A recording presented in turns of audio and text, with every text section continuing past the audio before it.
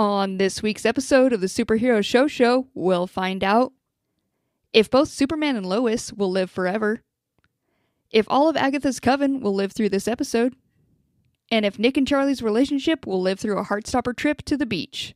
All of that and more on an all-new episode of the Superhero Show.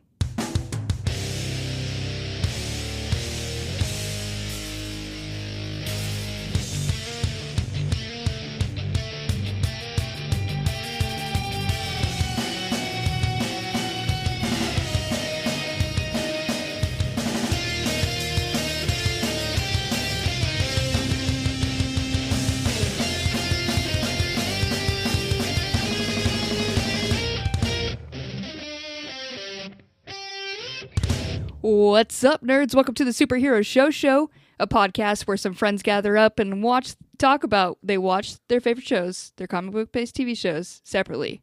And they come together as friends and community in union, and they talk about those, and they discuss those, and it's only their favorite.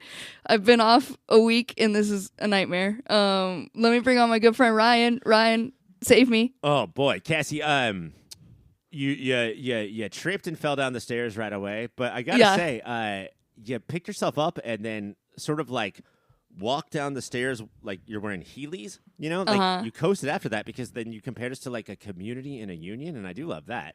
Yeah, it's kind of, like the business technique. You just kind of throw either synergy out there in the business world where you're in a board meeting, or here it's just like community, union, Hey, everybody at this corporation, we're all family.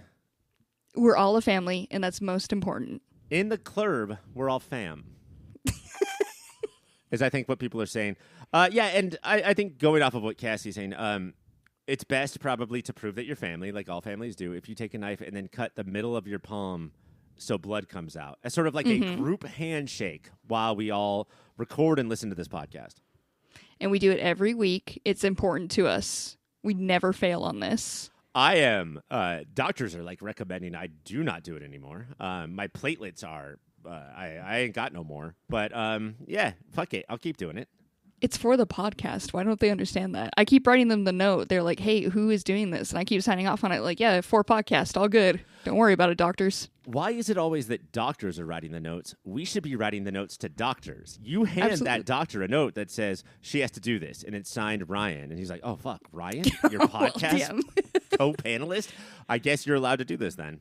Well, damn, I've been in school for 80 years, and I'm so much debt, but this note here says, let them do it. I guess I got to. Damn. And also, doctors noticed that it was legible. Did you notice that you could read my writing? Why don't you guys try that every once in a while? Try that shit.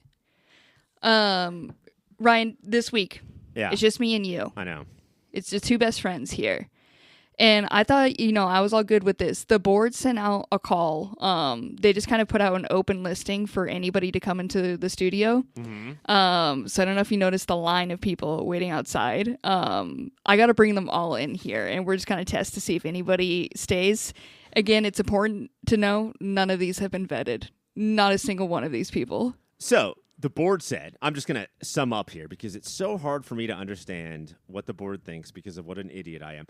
They said, we're so nervous about Cassie just being with Ryan and Ryan alone that we'd rather send in 80 or 90 unvetted psychopaths to possibly fill in here. They have watched none of the shows. Zero. They have never been on a podcast. They're all eating cotton candy for some reason, which if you are older than 4 years old, that means that you're a fucking lunatic. To be eating cotton candy, to be like, I'm hungry. Shall I get some fucking... wispy. What is the wispiest food you offer? Is it cotton candy? Can I have some, please? What is something that will give you no benefits and just make you feel terrible after and be sticky? You would be sticky and feel terrible. I would feel better if I jammed cotton candy into the giant cut in my hand from my weekly slices, my weekly knife slices, than actually eat the cotton candy. You know what? Let's try that on the next one. I'm going to tell the doctor that we tried that, and we'll see how he does next time. We'll see how he gets back on that. But I do have somebody I got to bring in, Ryan. It says here, it just says Phil the plumber. Phil, welcome to the podcast. Hello there. I am Phil the plumber, and I'm so happy to be here. Well, I did not mean to like stereotype, but I did not expect you to sound like this, Phil. I read Phil the Plumber, and I came with my own biases. Cassie, this is our first impression. This is our first time with Phil, who is probably going to be our newest co-host, and that's the first thing you want to say to him?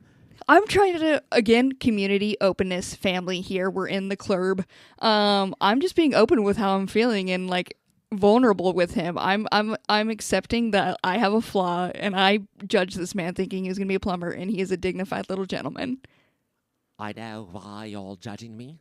It's because you expected me to have arms where arms go and legs where legs go, but instead, legs come out of my shoulders and arms come out of the bottom of my torso, and you probably find that weird. Yeah, I didn't, and this is a podcast, so the people didn't know that, and I wasn't sure how comfortable you were with it, but yeah, it is a little weird, indeed. I will say that it makes everything harder except for cartwheels. They are exactly the same degree of difficulty as a normal born person. Are you it feels like your center of gravity would be different, so it would be harder, like, like getting your, like, I don't know, dude. As an abnormally born person, everything about me has been made fun of, except my center of gravity, and now you have done it. That's the entire checklist, so thank you. Cassie, what the fuck? Cassie, what the fuck? Oh, God. I'm sorry. If you want to leave, feel free to. You don't have to. We were going to talk about just like nerdy shit, so I don't know. You seem like you're busy and you have toilets to fix or something, so. Can I ask him a question? You can, yeah, go for it. I mean, his name is Phil the Plumber, but why is it spelled Geoff? That's not how you spell Phil. It's British. That's the British way, dude. I am British, and yes, in Britain, where I come from, what a plumber does is it stops up toilets, and then you have to figure it out. It's backwards.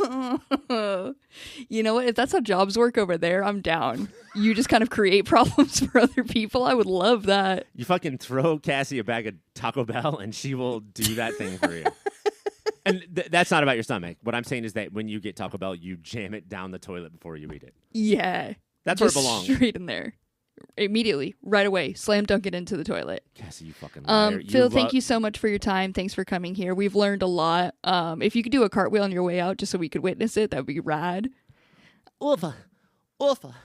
Oofa. Oofa. Oofa. What? Okay, he's gone, Cassie. If I had known that that's the noise he made when he made cartwheels, I would have spent a whole lot of more time with him. What? Okay. What other you know what? We have to move on. I would love to know, as you as the host, what other questions you would have asked him about that fucking noise he made. But we have other things to talk about.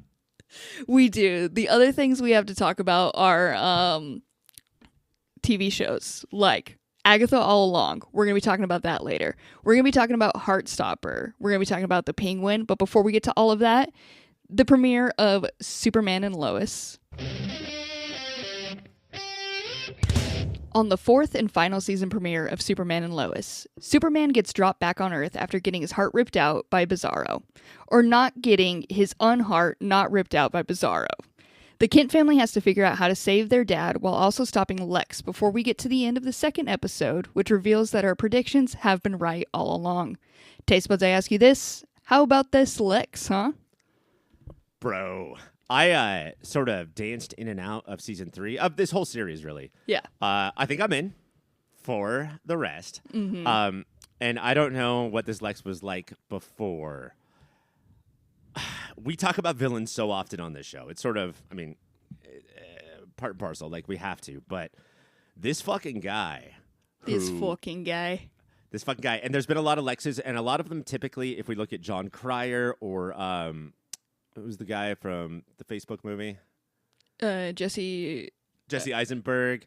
Go all the way back to Gene Hackman. There is sort of this like, well, I don't want to get my hands dirty. Mm-hmm. You know, they're all just like, I need to wear my suit, and other people will do it. And this guy, like, getting into the mud and being as vindictive and small and petty and bully-esque, like this. After these first 2 episodes, I'm starting to feel a shushy villain of the year feeling. Do you feel that at all? I can tell you what this comes down to. Between this man and Fisk, you guys just like beefy men with some issues that like to cry. Some petty beefy men. We want to watch the people on screen that we wish we were. We can all aspire to be. This Lex is so all those people you mentioned. The formula there is like a skinny little white boy, possibly coming from tech, like just like a behind the computer guy. And this guy we have just like straight up like could have been a bike rider. Yeah, like I was gonna say is that they always cast Mark Zuckerberg. Yeah. Right? And now they've cast a Son of Anarchy. Yeah. And it's honestly all the characters here, like all the adult characters have always been compelling on this, but there's just something about having this like incredibly like hardened man, just a beefy son of a bitch, and he is so sad and so petty. Just like everything will come back to Lois like putting out this paper and ruining his fucking life, and no matter, that's all he fucking cares about is revenge. And it's so wild. I can't think of an example in real life, in our lives, where like a big, tall, but probably not strong man will pick on the littlest people and try to get revenge at all times. Try to rise to the top, try to get the most powerful position in order to just continue to be a bully and pick. Like, this is just so unrealistic to me. I wish I could think of an example, but I just can't. So together, there's two brains here, and together we can't think of a single example of that. Not a single one. This is the first time in my Superman history that Lex was brought in halfway through a story or towards the end of a series because, and the specific reason is that he was in jail for so long. Mm-hmm. And I wonder if that's what they're saying without really being overt and saying it, is that, you are who you are. You're the character that you are until you go to jail. And that does sort of change everything. Like 17 years, I think he said, in prison. Yeah. What the fuck is life at that point? Like, who gives a shit? So why would I try to reset my life and do good when I can just point my cannon and do damage to everyone around, But they're not hanging a lantern on that. They're not saying, oh, we have to reform the prison hood. I just think that is the biggest difference between this Lex and other Lexes. Yeah. No, and it's solely like, it's like he comes out and, he still has all of these resources. So he's still incredibly powerful. It's still incredibly connected.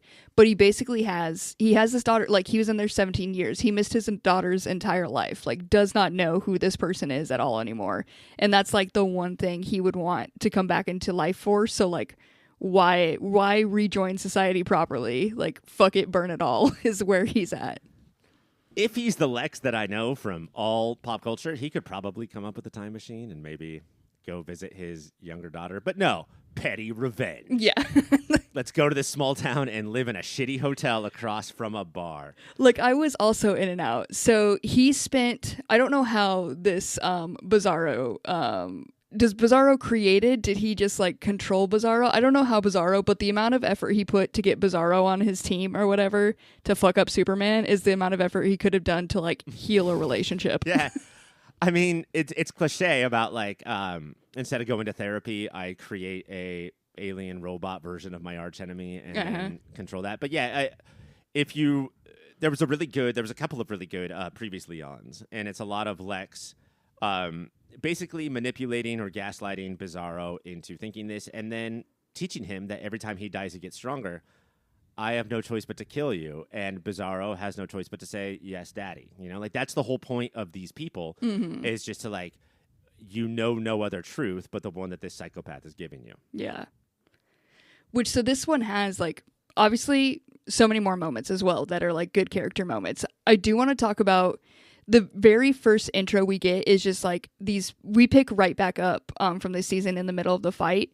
So like, I honestly didn't know when season 3 ended and season 4 started. Yeah. Because like it really does. Like the fight just keeps going in this season. Yeah, they give you the recap and they're like, here you go, we're straight into it. And you just see like these pieces of cape just like floating out into space and shredded. And I was like, damn, we are going so hard second one into this. Like we are in this.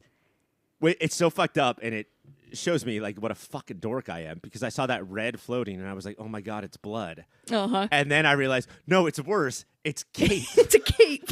I said, oh my God, that's cape. That's so much worse than blood. What the fuck is wrong with me? We have so many pieces floating off into space. Each time I saw a new one, I was like, did we know that this was indestructible? Like, was this not able to burn? Like, was it a strong cape or was it just like a normal ass cape? Like, I started to really worry about like how this cape was made and how much we were supposed to get from this cape being shredded. Plus, me and you, I don't know if anybody knows this, but me and you, we enjoy a Sunday morning, wake up late, and then break out a jigsaw puzzle. And then we'll just work on that puzzle all day. All day.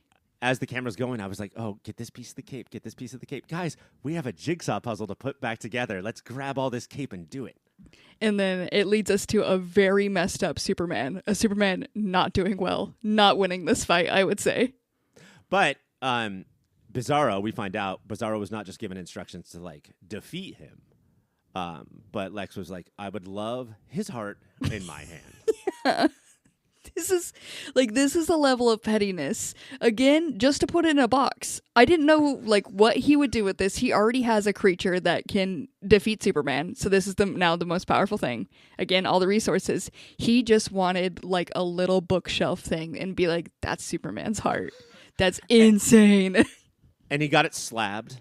He sent it to CGC. So the heart came back with a 9.5. Like it is in mint condition. But that's what I love about Bizarro is that supervillains, like the head villains, say all the time, I want his heart in my hand. Mm-hmm. And the thugs are supposed to be like, okay, we'll kill him. I mean, I get it. Yeah, you're just saying a phrase or something, but we'll get him. And Bizarro's like, oh, absolutely, I will do that. I'm going to literally go do that thing that you said. There's that moment. So Superman, you know, they're battling. He gets his heart ripped out. Bizarro brings him back to Earth, slams him down in front of his entire family. And you know, once Bizarro leaves, they rush over to him and they flip him over to where like, and there's this shock on Lois's face. And like, you were like, at first I didn't know for sure that the heart was ripped out. I was just like, we didn't know at that point. We just saw, and then it went to commercial after Lois's reaction, but she was like, oh my God. Yeah, just a little freaked out by it. And we just saw like a beat up face and I was like, oh, he don't look that bad. Yeah. And then cut to after the commercial, just an empty cavity in his chest. And I was like, holy hell. And I love that the heart in the box, the heart also has a tiny cape. Like that's adorable. Well, it adds the value of it. That's how it got rated so high. Lois and Jordan and Jonathan run to the body. Mm-hmm. And they are bawling. They are bawling like crying, not bawling like bawling. Dunking on the heart. And at that point, some of the townsfolk come out to watch this random Daily Planet newspaper writer and then her two kids bawl over our superhero. And they're starting to put it together, but I have to give props to the mayor. I can't remember her name, but she's like, Lois's family is just very close to Superman, and there's no reason to look into this at all. Whatever you're thinking, don't think that anymore, because Lois's family, like Superman would like bring them eggs and milk. That's the only thing that's going on. It's totally normal. We would all have our moment with this as well. We all react the same like this to Superman. Why aren't you over there crying like this random woman is to this random man on the ground? Because it's random, just so you know. The writing in this show is so good. And in this moment, I couldn't tell if it was still good or the worst. Because as that friend, I don't know what else I would say. Like, there's not much else you can try to do to get everybody else not to rush to a dead superhero. It's so hard to, you want the plot to move forward, but you also don't want the plot to move fast. And so what they did, we're going to jump ahead a little bit, but what they did is that 99% of the townfolk were like, oh, the mayor is telling the truth. Lois is weird. I do not know why she's doing that. But and then there's one like chubby guy with a mustache who's like, wait a minute. I think I see what's going on. And then he goes to the mayor's office later and says, like, is Lois, is she banging Superman? Yeah. She's like, the reaction was a little bit much. Yeah, there's a couple moments where she just, like, they set that up in that way. And Lois comes to this point where she's like, I guess I just have to know, like, accept that, like, everyone's going to find out all of our secrets, because it also got blown. Oh man, I'm just not going to know his name. Superboy. Jordan, obviously his dad is somewhat dead, is determined to get his heart back. And in that, he confronts Lex this one moment, and then that's all it took for Lex to be like, oh, this is Superman's son. I got all of this. So, like, literally, like, there is no more secrets anymore. Like, the town is catching on. Lex knows, like, it's all over now. And I would be bummed if this wasn't the last season. Yeah. If you announce that it's the last season, do whatever. But alias reveals in superhero stories always, they never go great, and they're always retconned. Like, the writers will always figure out a way to make that alias secret again. But if we're in the fourth season, who gives a shit? That moment where Jordan... No, it's not Jordan. It's Superboy, because he's wearing his goggles, Cassie. Yeah, sorry, Superboy. Superboy confronts Lex in this biker bar that he owns, because he's not a businessman. He's a biker.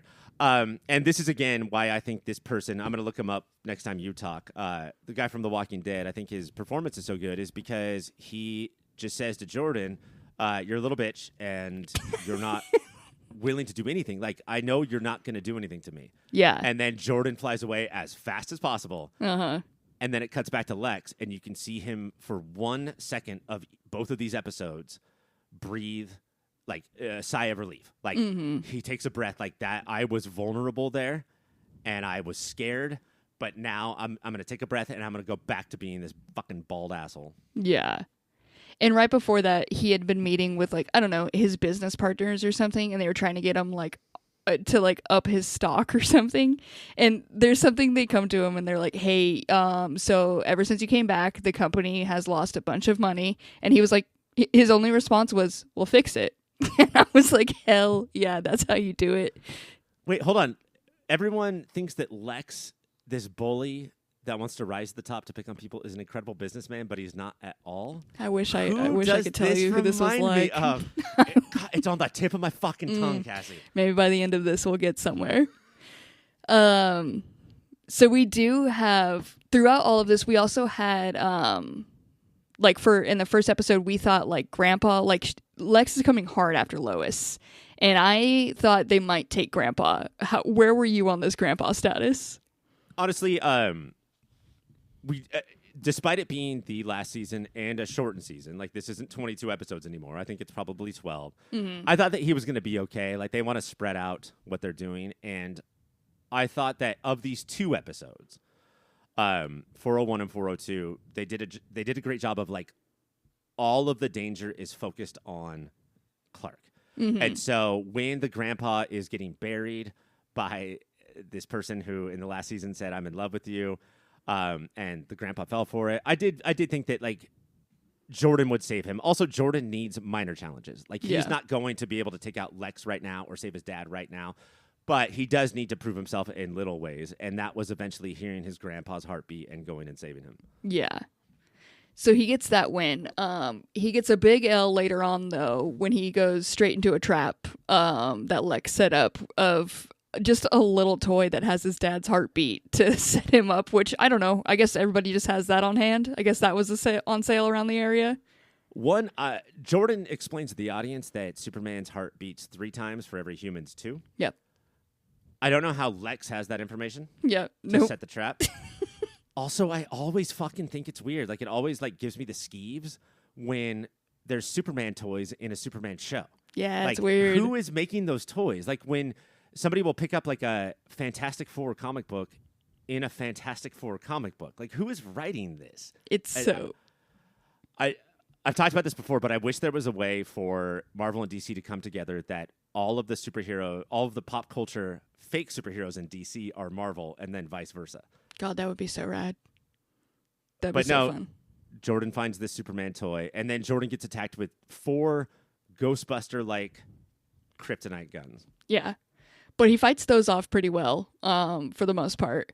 And then it's a really loud beep that just takes him out. Just a really loud one. And I was like, that does suck. Hey, showrunners, I also have to hear that beep. Yeah.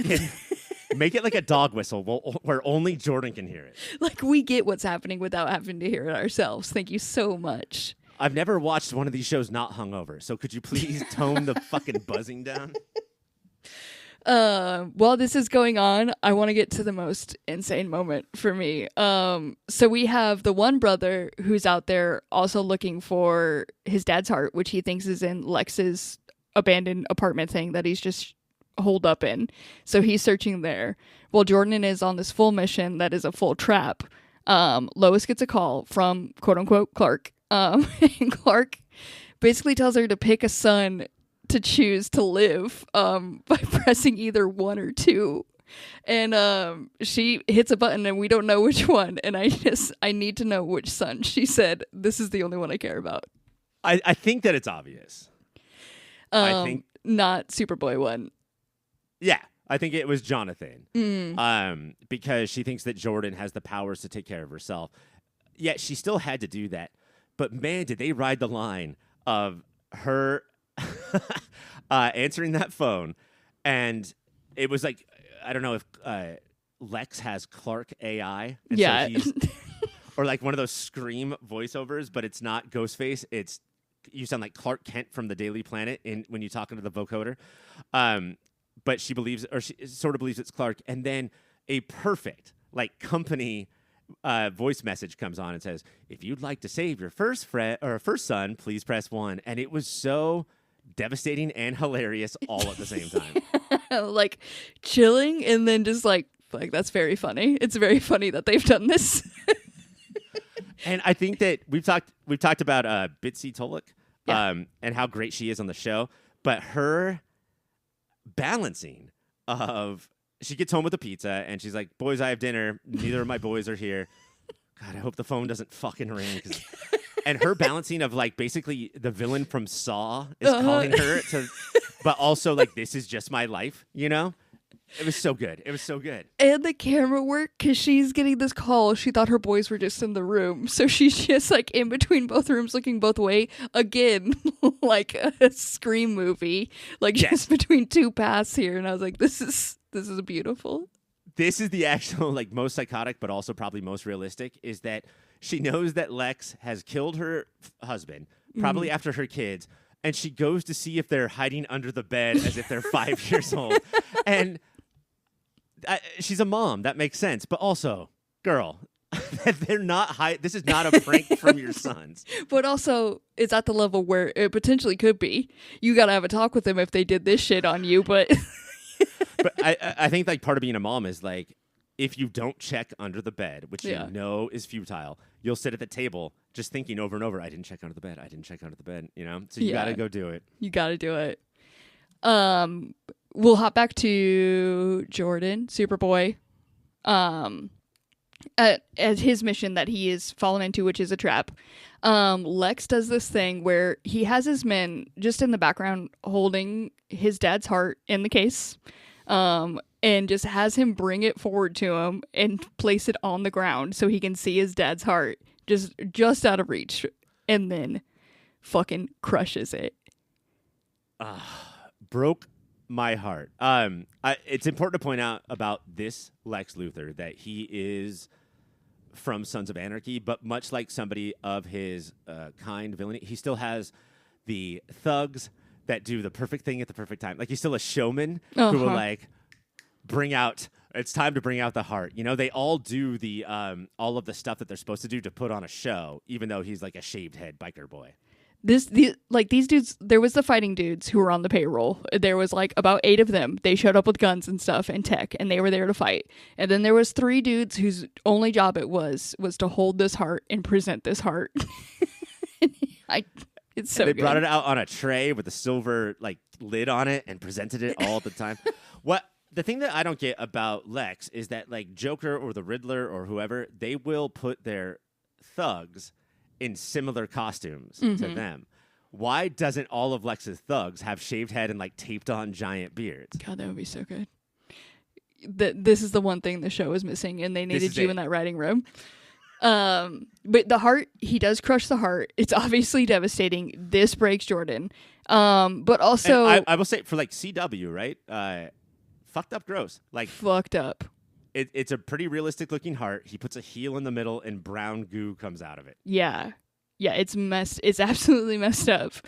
But I also had it in me that like the heart's still there. Like it crushed, but they're taking him to like Kryptonian like technology, and she was like they brought him to the Ice Palace or whatever, and she was like, "Hey, there's no the heart Fortress here." of Solitude. The Ice Palace.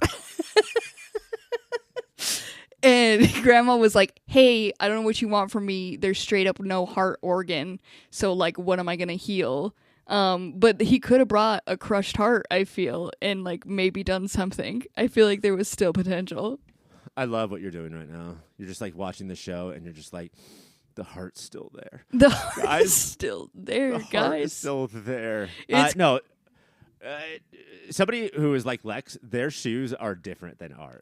They're steel-toed everything because of what a badass he is. And so I think that this heart is, to coin the technical term, shmushed. Shmushed. So we are now at the point where this whole family has accepted that their dad is actually gone. Because we were in this weird balance of like, they didn't know if to accept that Clark was truly gone or not. And we're in like not sure how to go on with their lives. And at the end of this, we have a crushed family who absolutely Clark is dead. They can only like we'll still get him in his ice palace, and I will continue to refer to it as such. That's where DC superheroes go to ice skate. Is the ice palace. But yeah, this is what I think you were referring to in the intro is that this is straight up the death of Superman, and for 3 1/4 seasons we have been introduced to Superboy and Steel and the Eradicator, and that's who came to life when Superman died in the comics. So I do feel like that they have literally been building to this the entire time.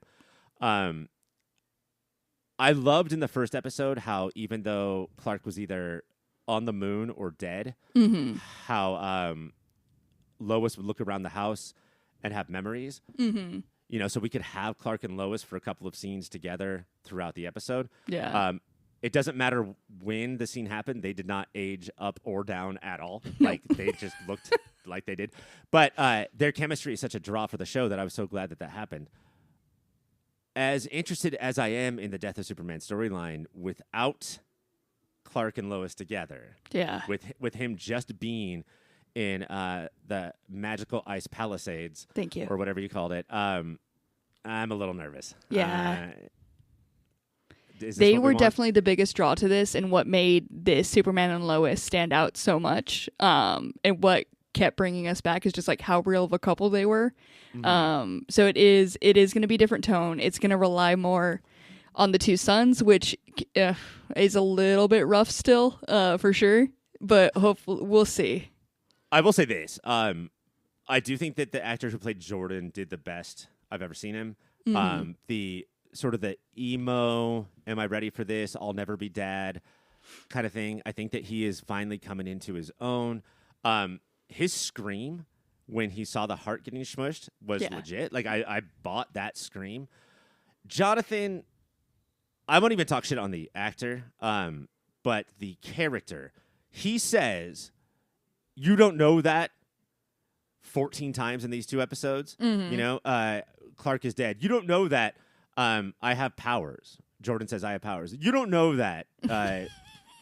Lois says, like, I got a pizza for dinner. You don't know that. Like, that's if Clark is going to be gone, then these 2 kids, the writing really needs to step up for them. Yeah. Yeah, definitely.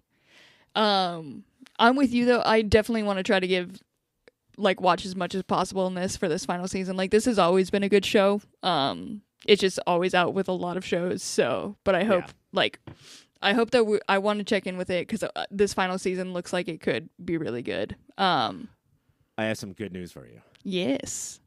It's a CW show that we have to watch, but there is no Arrow. There is no Flash. There is no Black Lightning. There is no This is it, Cassie. This is all we have for this universe. So let's do it. Let's do it. Let's go to moments of the week as well. What was your moment of the week?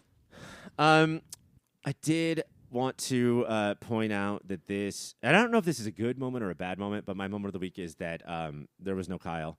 And I do think that no Kyle, no show, Kyle for life. Nobody played air guitar in this episode while they were barbecuing, and that's bullshit to me. It's absolute bullshit. There was something missing from this formula, and I thought it was just that we didn't have the Superman and Lois moments throughout. And you're absolutely right. It was no Kyle. It was no Kyle that took us down.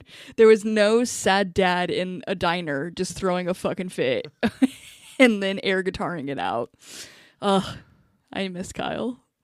My moment of the week, besides the whole phone call, deciding between 1 and 2, which is just like insane. Bananas. Absolute bananas. It's just every moment that this Lex, like when we flash back to old Lex and he had like this perm head, like full head of hair, permed out, and kind of like a artsy looking dude. Like he's just kind of like an art dealer. And then we cut to stone cold hardened, killed multiple people Lex Luthor, and I was like, this is the transformation I need. This is it. Okay, maybe the show does wear what prison does to you on its sleeve. Because before you go to prison, you have a perm scheduled for every afternoon. And you're just like, what's up, bro? Let's go get our hair curled. He's in flare jeans, a leather jacket, and I'm like, look at this cool little dude. Cassie, in the club, all our hair is curled. Superman and Lois is on the CW. You should be checking it out. It's for its final season. It's a good show. That is all the time we have to talk about it, though. I do have time to talk about a website. And Ryan, I know in your spare time you've been working on what is quote unquote a banger of a website. Yes. So if you want to tell the people about it, now is your chance. Sure. I've been working on, we've had so many different types of perms throughout our lives, but I would like to introduce you to, this is a new kind. Like we've had A through R, but this is S perm. And this is the ultimate perm technology. So you go to S perm and you get, our perfect like hair, material or product. Just type in SPERM for S-Perm, and we will send you a giant fucking bucket of stuff to dunk all of your hair in, and you are going to look so good. That's sperm.org. I hate that I didn't understand it at the beginning. And when you said S-Perm, and you said it was like the best one, I just thought it was like S tier, like you were ranking it. Yeah, like not because A tier, and right, and S tier is like God tier, like above that, right? Yeah. That's this perm. This S perm is God tier. My S perm is God tier, is what I'm saying. And it's so important that it comes in a bucket. I'm sorry, what in a bucket? The S perm comes in a bucket. And what's in a bucket, Cassie? Real quick. It arrives in a bucket. Oh, okay, I understand. Ryan, great marketing, great product, great website. Well, not a great website yet, but it can be with my friends cybersprout.net. They would love to help you build this website. They got design experts that are well-versed in digital strategy and elegant design, and I'm sure that's what you're looking for with S-Perm is elegant design. They got easy-to-edit fields, custom templates, drag-and-drop tools. Cybersprout will handle your hosting, and they offer premium hosting that's specifically built for WordPress. Go ahead and check them out at cybersprout.net. They're your partner for a digital world. Coming up next, our pull list. We are back for the pull list where we talk about all the other shows that came out this week. First off, let's talk about The Penguin. On this week's episode of The Penguin, we watch the Riddler floods from Vic's perspective. The floods give him PTSD, which almost keeps him from doing his job. Meanwhile, Oz and Sophia continue to make their moves, blackmailing a Falcone Calpo. Do we care how mad I'm going to make Mike by not knowing any of these names? Capo, he's Italian, and Capo's sort of like a mafia word, but you're fine. Great. Keep going. Blackmailing Falcone Capo and entering business with the Triads before almost getting offed by the Macron matriarch. Now he's getting pissed. Taste Buds, I ask you this. Does Vic almost have something to do in this episode? Yeah, and honestly, I think that's in no short part why this is the best episode of the series so far. I do think that It's possible to make characters like Oz the main character, but I think so often it works better when they are a little bit secondary. You know, when they're like, when you're sort of the Rosencrantz and Guildenstern, and the Hamlet is doing their things in the background. And this is the first episode where we got Vic's backstory, and Vic had stuff to do. And I think that so many people get that confused of like, well, Vic is driving the car. Vic is holding a gun.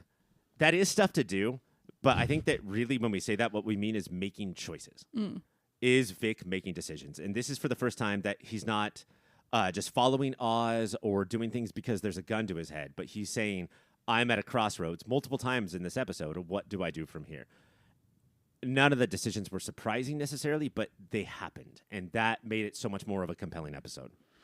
Would you say you would want almost more Vic over Oz? Like, do you want him to kind of focus more on the back, or you think just like a balance between the two? I think sight unseen, the best pitch for the show would be that Vic is every A plot line, and then Oz and Sophia is every B plot line. That doesn't interest me in this show because Vic is still not like making me want to watch the next episode, but we are getting closer. And I do think that Christina Milioti's character is coming into focus too. I had some issues in the first episode because I just thought it was like basic 2024 villain, like 101, like this is what we do. Yeah. And then in this episode, it really became clear to me that her freaking out and shoving food into her mouth because she's uncomfortable, that's actually the base. And her acting cool and suave and debonair and always having the right answer, that's the forced persona that she has to push. And maybe a lot of people figured that out before me, but this was the episode where that became clear to me, and that does make her so much interesting, is that she is not cool. And if your persona is that you're cool, if you have to keep acting cool, then it will eventually break. Yeah. Eventually, you will be caught where like that persona dies away. So you're still not, I would say, McDonald's loving it. What's bringing you back to this? Is it just you're just committed? Is it sheer will, or is it like just entertaining enough to keep it on your radar? Really good question, Cassie. And I honestly think that between this podcast and then, this is going to sound dumber than having a podcast, the idea that it's on Sunday nights on HBO. Okay, yeah. Like that's such a legendary thing where like The Sopranos was there and like Game of Thrones, and like it's sort of where it's like NBC Thursday nights, you know, like that eventually it will get good. And I'm not hating it. Yeah. I just like, if you go to Reddit, people are saying, well, this and Breaking Bad are the two best shows of all time. And crazy. I'm not there. Yeah, I get what you're saying with like the prestige of its time slot and everything and what it's supposed to represent, where it's just like, I have that with so many shows, especially ones that when you guys are like, this shit's good, and you're like, I know I'm supposed to be like amazed by this shit, but it's just not doing it for me. But you keep like, you're like, at some point it'll hit. So I get where you're at. I've watched 3 episodes of Better Call Saul, and at no point is there an F1 racer. What is this show? That would have been a sure-in. I would have understood what everybody was raving about. But they didn't, so I don't get it. Let's go to moments of the week for the Penguin, though. What do you got? My moment of the week is I'm searching for subtlety in this show, and I do think that one thing they're doing well, I don't agree with her, I don't back her up, but Sophia clearly, in all of her peccadillos and weird personality traits, has a thing for sex workers, and so does Oz, but they are opposite.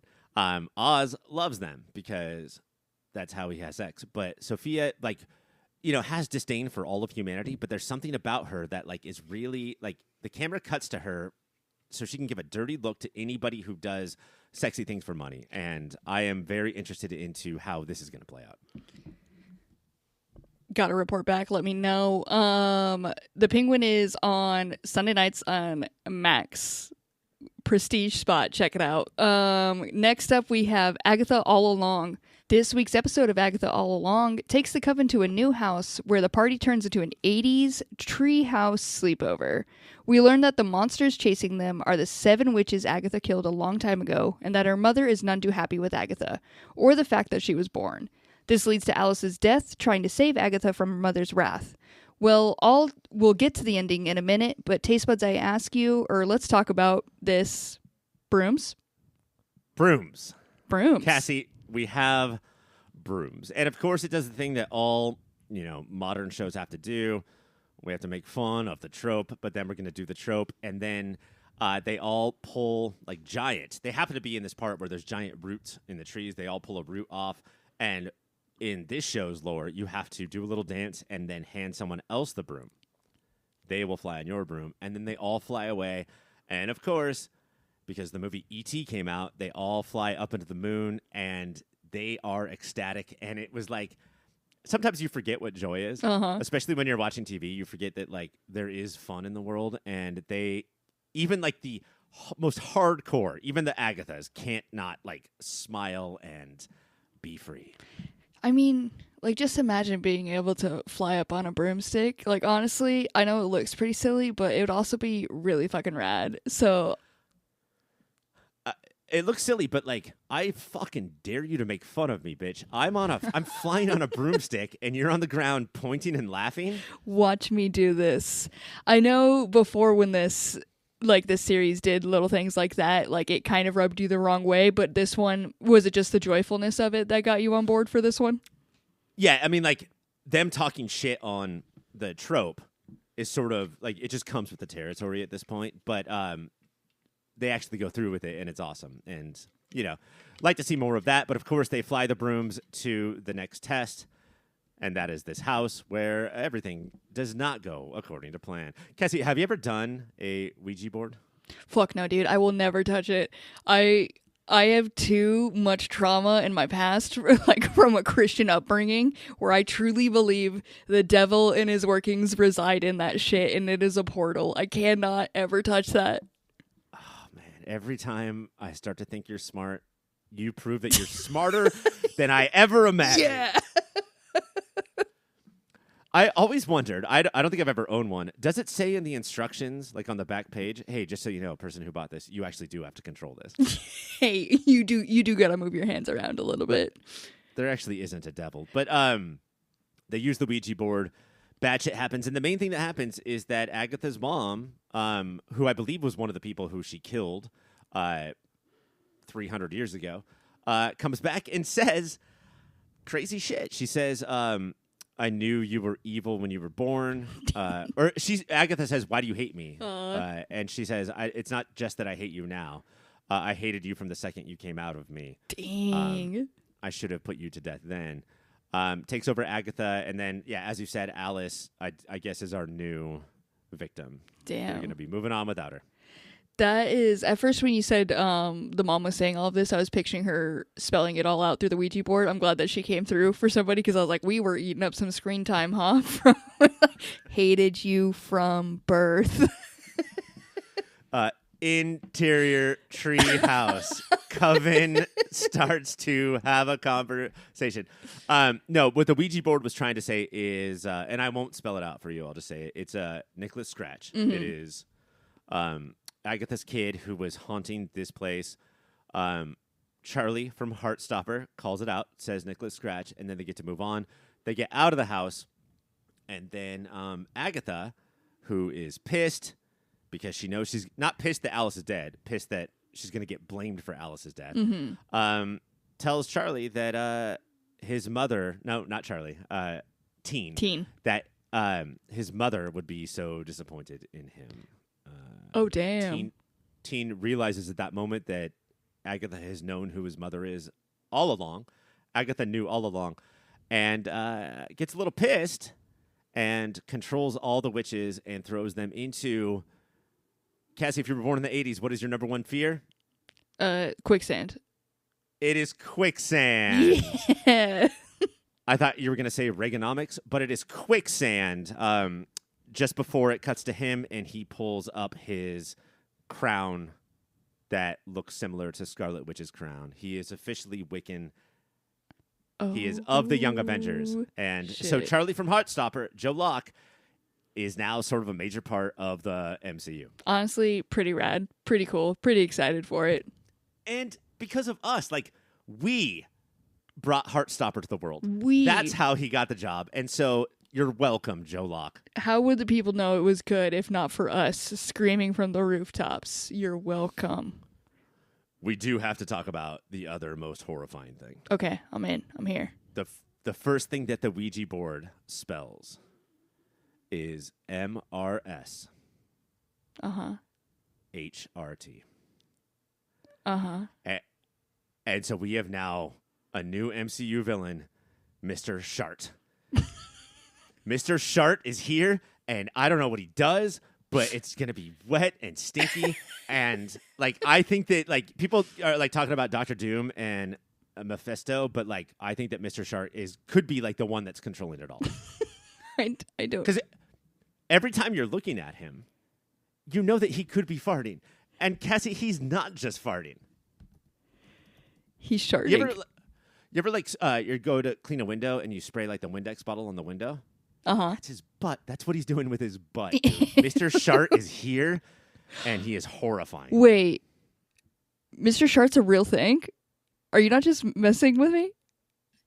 Well, I mean, they all think that the Ouija board spelled Mrs. Hart, the character that died. I see. I don't think so. I think it's Mr. Shart. Mr. Shart. I'm excited for Mr. Shart, personally. And to your power to be sharding, and you demand that people call you Mr. Shart, that's like... It's disgusting, but it's also kind of smooth, you know? Do you think Mike's going to be angry that there's this character out there and he didn't get the call? Like, he didn't even get called to read in for Mr. Shart, and he is basically a living embodiment of Mr. Shart? I do think that Mike is going to say... Because, like, you and I just took credit for Joe Locke's career. Yeah. He is going to be pissed that he isn't given credit for Marvel making up Mr. Shart when he has been living his life as the... Mike Gravano is the alias. Mr. Shart, Mr. Shart is the real person. It's almost like they should be paying him, like, for his likeness, but I don't know. I'll let his lawyers work that out. Yeah. I would love to hear the first meeting where Mike puts his lawyers on speakerphone and says, guys, I have a case for you. Somebody made up Mr. Shart without me. And it's not me, boys. Get him. Sick him. What? Mr. Sir, how could they do that? How could anybody be Mr. Shart and it's not you? You're the Mr. Shart. You're King Shart. Since we are clearly getting a death every episode, is there a death that's gonna, like, bum you out? Is there a character who is, like, you're worried about coming up to their death? That's a good question. I think that I'm trying to base it on, like, popularity of the actress and the character, you know, as opposed to, like, what the story needs. And so I would guess that Sashir Zamata is next. Yeah. And then probably Patty LuPone. Yeah. Yeah. But honestly, the show is shaped in such a way where the deaths don't really matter. The deaths don't matter. It's what the deaths do to Agatha that matters. And I think this episode did a really cool thing of paving the way for the future, because what we're really focusing on is how terrible Agatha's mom is to her. In the meantime, Wiccan, Joe Locke, is an imaginary kid that a witch had with a robot. Casual. And Scarlet Witch's love for Wiccan, I mean, if you watch Doctor Strange too, Scarlet Witch's love of this kid who may or may not have existed is so much more powerful than this actual mother's actual love for her baby that came out of her body. So I think it's sort of a buildup of how, like, it's not about who came out of your body. It's about the actual love between the mother and child. Yeah. Let's go to moment of the week. What was yours? When they're coming down towards the next test, towards the next house, and there is a witch in the way, and that witch becomes bugs, just like giant, disgusting bee wasp asshole bugs. And all of the witches fly towards it with their, like, screaming, with their mouths wide open. No. Like fucking that Creed song. Your mouth's wide open. If you're flying towards a witch made of bugs, shut your fucking mouth. Step number 1, right off the gate. I was excited to watch this episode. Now, I have one fear, and it's that, and I hate it, and I'm not looking forward to that portion of it. But everyone else should go check it out. Agatha All Along is Wednesdays on Disney+. Our last show this week is Heartstopper. In episode 302 of Heartstopper, Nick is away on vacation like a rich kid, and Charlie's eating disorder starts to get worse and worries everyone but Charlie's parents, who are clueless. In episode 303, Nick is back and with the crew. School is started up, and everyone gets together to celebrate Nick's birthday at the ZOO Zoo, bitch. It's all really cute until the show gets really real as Charlie comes to terms with his eating disorder and has a talk with his parents.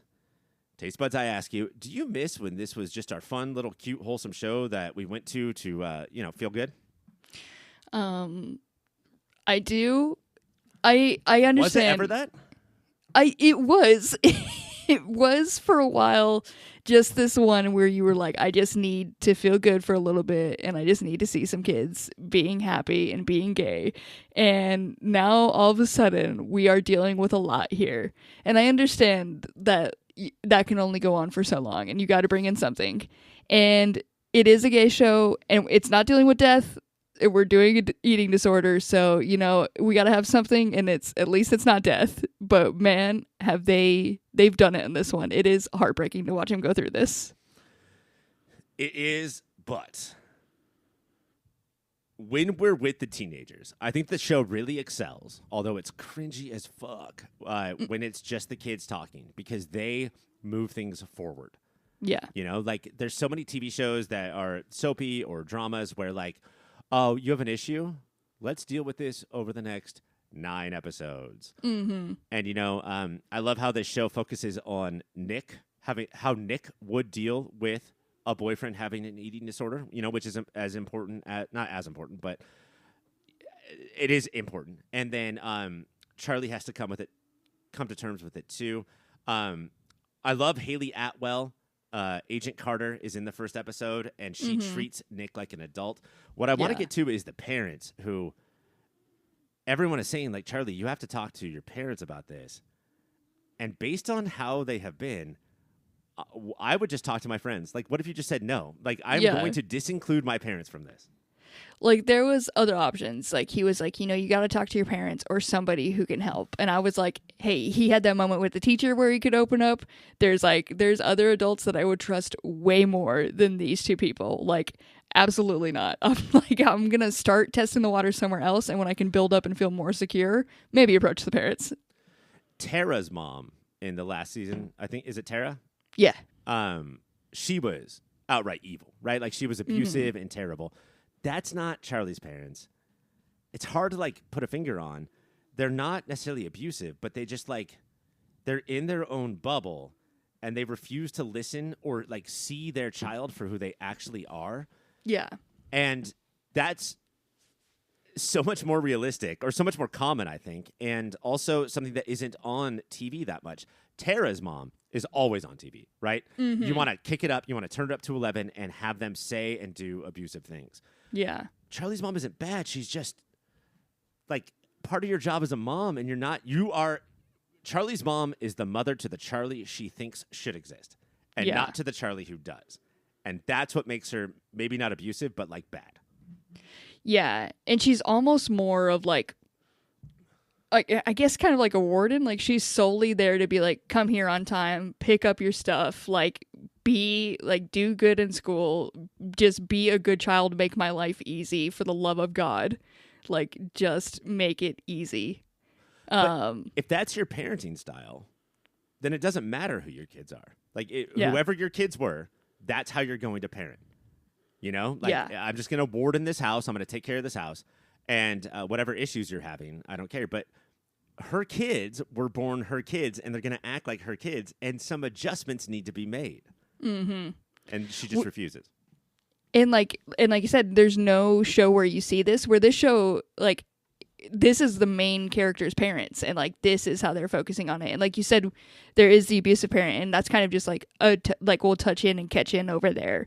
But it's so crazy to have them representing down to everything of hey, because so many things are kids think they have it so rough and underplay what they're experiencing and everything. And it could be you have overall your house, you have a loving household, you have money, what the fuck are you worrying about? But essentially there is still this thing where if your parents just don't aren't listening to you or won't connect with you, it is still it can fuck a kid up. It can. And the other presiding excuse me, the feeling is that everyone has a friend like Tara.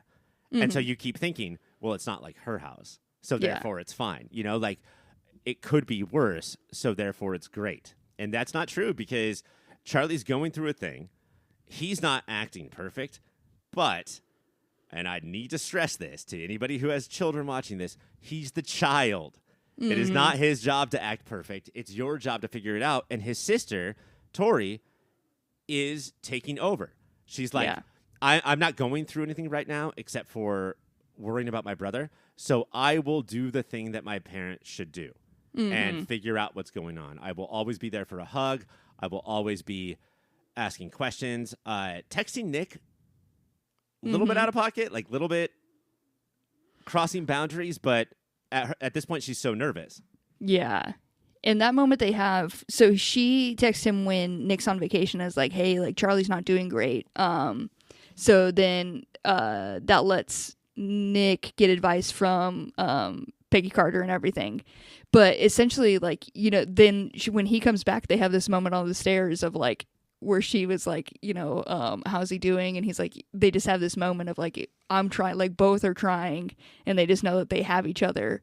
Like they don't know who else they can go to, but the two of them will do what they can to get him help. And it's like, she's just like sadly standing on the stairs. It's so sad. I feel so bad for the sister. Yeah. Yeah. She's just too smart for her own good. Loves her brother too much. Don't love your siblings this much. Like a little bit of disregard for your siblings is fine. And then like, she knows that she loves her parents, but she knows that they are adequate at best. Yeah. You know, like we haven't talked about the dad because he's less in focus than the mom is, but like he's an aloof moron, you know? Like he just like goes to work and says, "Hey champ," and "Oh, you're gay? I support you." And he thinks that's all you have to do. Like, that makes him a good parent. Like, hey, I still love him. So there's that. Guys, you're never going to believe this, but I still love my gay kid. Is that crazy or what? Where's an award for me? Let me hang it up. Where am I? I watched this with Caitlin, who was on the pod last week, and we both out loud at the same time were like, the dad's alive? I thought this dad was not in the picture. Had no idea there was a dad for his family. Yeah. I mean, are you like describing most families in the world? I'm just like, it could work. You have a dad? I had no idea. Dang.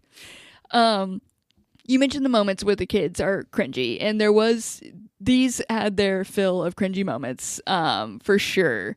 And they did a lot of them still involving Tao. This is just a rough character. I don't know, writing, like, it's just the role he's put into play, I think, it's a rough one that they're trying to throw in there. And it's hurting some scenes.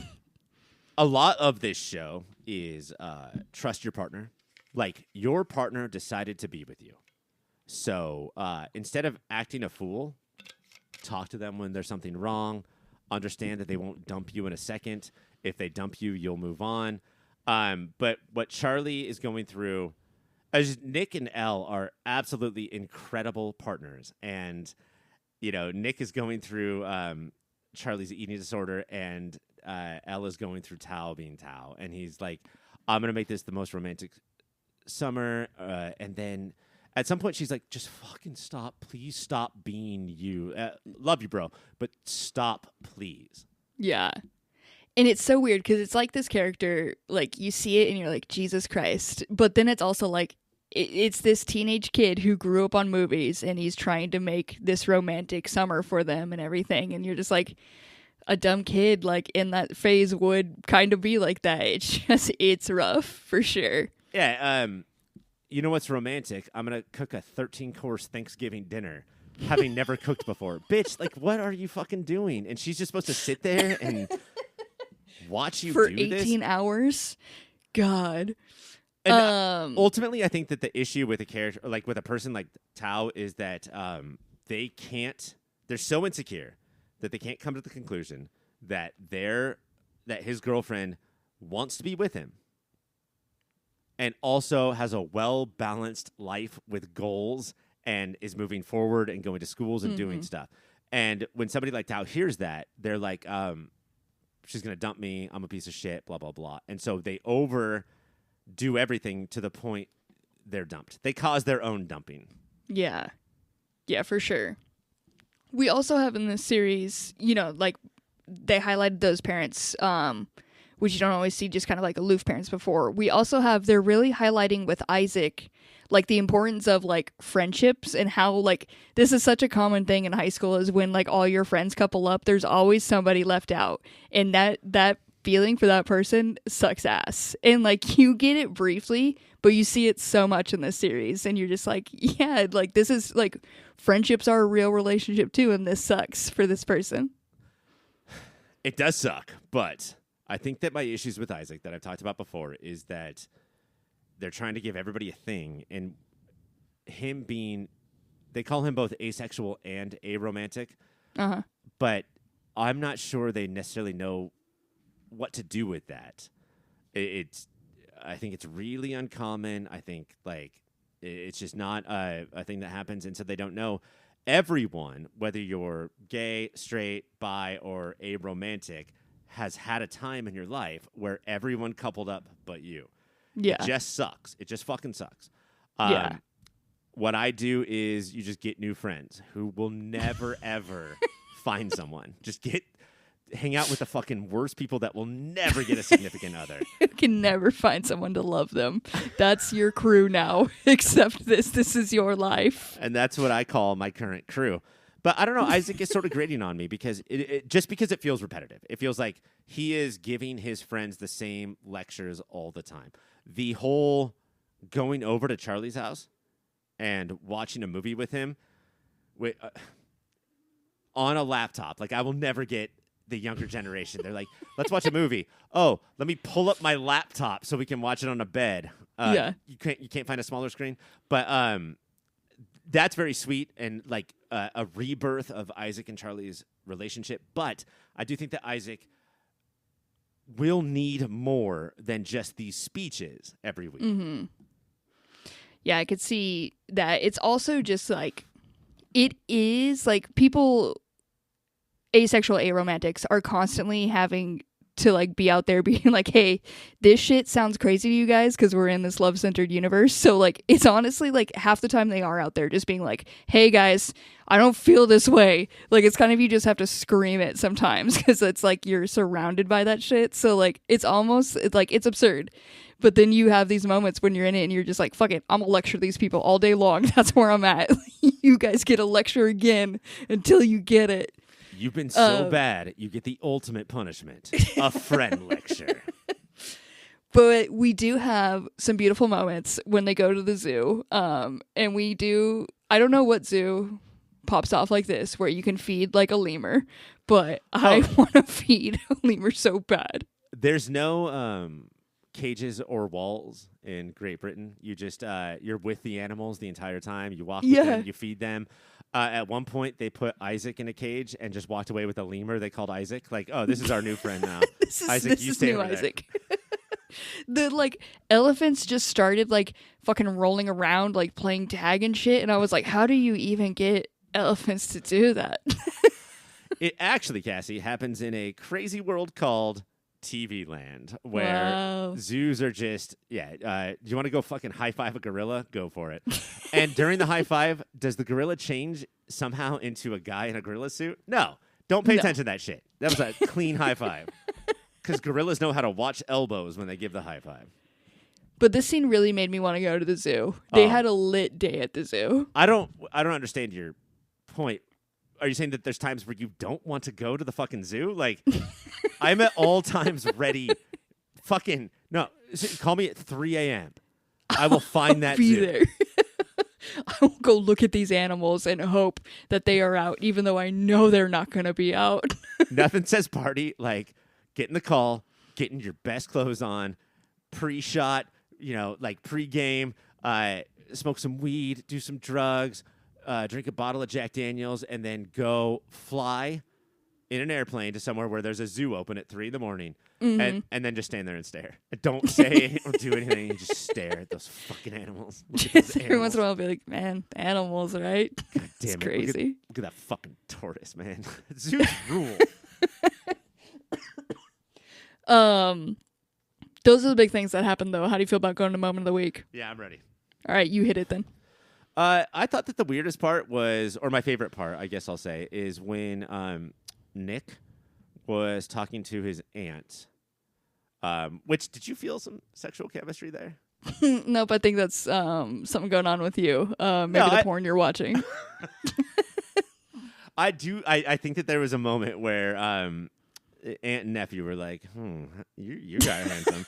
But anyway, his aunt was like, Haley Atwell played it, and she was like, no, Nick, you have to be careful when Charlie says this stuff. You have to shield yourself from it. You have to shield. And he was like, how do I do that? And she's like, you bring out your shield. You don't let anything go past your shield. And he's like, what if I need to throw it? And she's like, oh, you throw it like this, mate. And then fucking threw it so good. Peggy Carter for life. Peggy Carter. My moment of the week, obviously, one, that lemur feeding. And then Nick goes to the gift shop on his birthday and gets Charlie a little stuffed lemur, and I'm like, fuck, this guy is so nice. This is so sweet. And look at that lemur, I want that. But other than that, we have these two teachers that are also dating each other, and we just kind of randomly check in with them, and it's so cute every time because we just get like 10 seconds of them just like trying to hide their little relationship and being cute, and then that's it, and it's fun, very fun. Bros, I do not know how your students are going to react, but you guys are pushing it. Every scene they're in, they kiss till the last millisecond they can until kids come in. I guess that's what makes it hot. Or you know what they do is they kiss until they see the animated flowers fly all over the scene. And they're like, oh shit, the kids are coming. They are in the art room just like canoodling up to each other. Doors open. Again, this isn't a space where all the kids, like, kids come in for lunch that need some therapy. Like, you guys are just out here. And I don't think these two are like freaky deakies who are like, they love the tension or like being scared of kids catching them. They're just stupid. They're horny and stupid. Guys, go home and do some stuff. They're just caught up.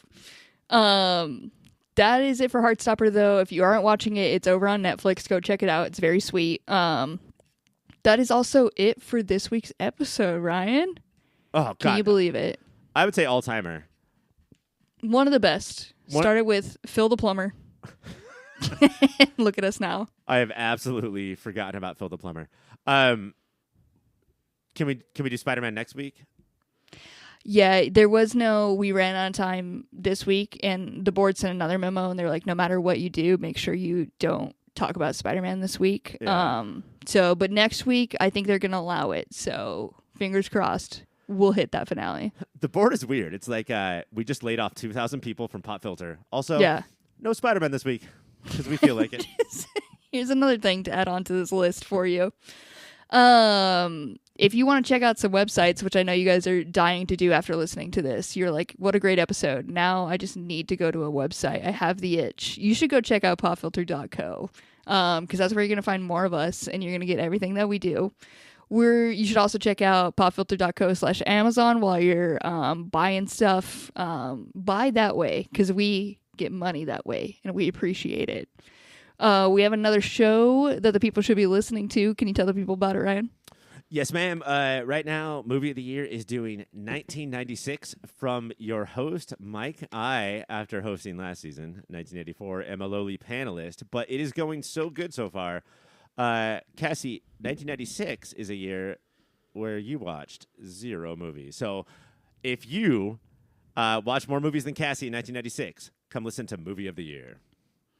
And if you watch no movies of it, I can tell you, still a fun time over there. There's no better way to just learn about a movie than hear these fucking nerds pop off on them. If you have a test next week, like if your midterm is on a random 1996 movie next week, listen to the show. You have the ultimate guide over here.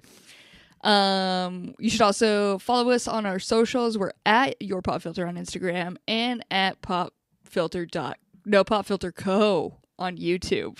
So go over there, give those a follow. We also got an email. It's contact@popfilter.co. You can send us any of your questions, your concerns, any poems you have, any memos you want. Haikus I'll accept. If you want to throw out a new rule for us like the board, I don't know, just throw it over there. If it's written, we have to do it. So dude, if your email is in the form of a memo, we will just follow it like we're Ron Burgundy reading a fucking prompter. If it says memo, it has to happen. It's part of the show now. So go ahead and send those over. It's contact@popfilter.co.